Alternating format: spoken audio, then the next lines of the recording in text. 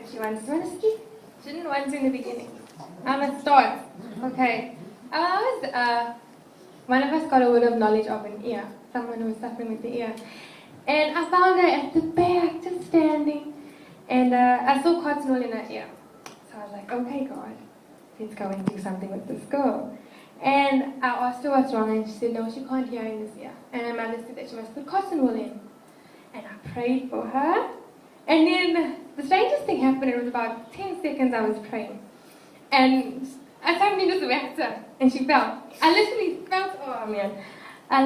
felt her fly out of my arms onto the floor. And she was out for a while.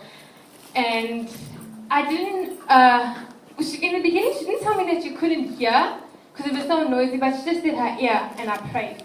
And after the service I went to her and I said, what was wrong with your ear? And she said, no, I couldn't hear in my ear. So I didn't even realize that God had healed her ear and she could hear again. So it was amazing.